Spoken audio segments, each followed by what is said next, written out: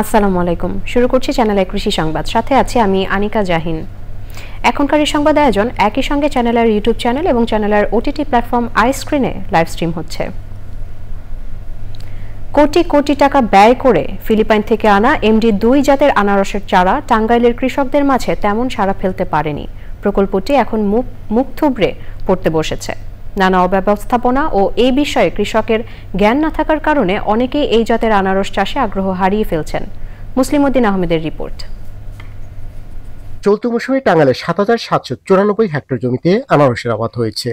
2021-22 অর্থবছর থেকে 2023-24 অর্থবছর পর্যন্ত মধুপুরের 227 জন কৃষকের মাঝে প্রণোদনার মাধ্যমে 1,01,500 MD2 জাতের আনারসের চারা বিতরণ করা হয়। ব্যবস্থাপনার দুর্বলতার কারণে বিদেশ থেকে আমদানির সময় কন্টেনারে অধিকাংশ আনারসের চারা নষ্ট হয়ে যায়। 2-3 মাস কন্টেনারে থাকার পরে চারাগুলো অনেকটাই নষ্ট হয়ে গেছিল, যার জন্য প্রাথমিকভাবে অনেক চাষি এই চারা দিয়ে চাষ করে নিজেরাও হতাশ হয়ে গিয়েছিল। চারাটা তো আসলে আস্তে আস্তে চারাটা তো শক্তিশালী গায়ে থাকে না, গায়ে না থাকার কারণে চারাটা আমাদের খুব দুর্বল হয়ে যায়।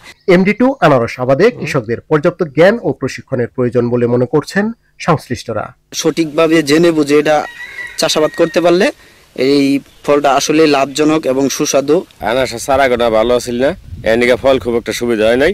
কৃষকদের প্রশিক্ষণ ও প্রযুক্তিগত সহায়তা দেওয়ার কথা বলছে কৃষি বিভাগ। সাধারণত আমাদের দেশি ভ্যারাইটির যে আনারসের চোখগুলো হয় এগুলো ভিতরে হয়, কিন্তু MD2 আনারসের চোখটা বাইরে হয়। এটা প্রসেসিং করাটা সহজ। আর পাশাপাশি যে MD2 এর আনারসের একটা মূল বৈশিষ্ট্য হচ্ছে যেটা কাঁচা অবস্থা খাওয়া যায় এবং এটা ফ্লেভারটাও ভালো। সুপার সুইট খ্যাত MD2 আনারস বিশ্ববাজারে অত্যাধিক চাহিদা সম্পন্ন একটি ফল। সুস্বাদু পুষ্টিগুণে ভরা এ ফলের চাহিদা দিন দিন বাড়ছে। পরিকল্পিতভাবে MD2 আনারস আবাদ করা হলে বিদেশে রপ্তানির মাধ্যমে প্রচুর বৈদেশিক মুদ্রা আয় করা সম্ভব বলে মনে করছেন সংশ্লিষ্টরা। টাঙ্গাইলের মধুপুর থেকে মুসলিম উদ্দিন আহমেদ, চ্যানেল আই। কুষ্টিয়া সদর উপজেলা কৃষি অফিস ও উপজেলা প্রশাসনের আয়োজনে 3 দিনের জাতীয় ফল মেলা চলছে। মেলা উদ্বোধন করেন জেলা প্রশাসক তৌফিকুর রহমান। মেলায় কৃষকদের উৎপাদিত বিভিন্ন ফল প্রদর্শন করা হয়। পরে শিক্ষার্থী ও কৃষানীদের হাতে ফলের চারা তুলে দেন জেলা প্রশাসক। এবারের ফল মেলায় 50 ধরনের ফলের স্টল বসেছে।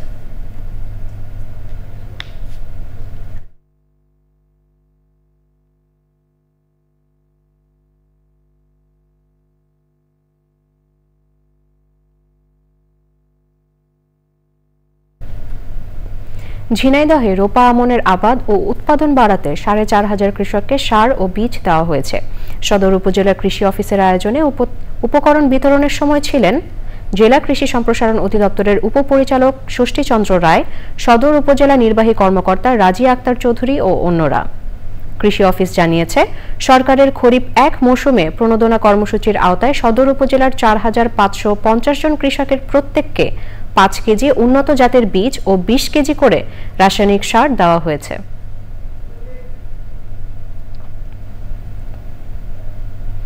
দর্শক, এই ছিল এখনকার মতো চ্যানেলের কৃষি সংবাদ। পরবর্তী সংবাদ দেখার আমন্ত্রণ রইল। সবাইকে ধন্যবাদ।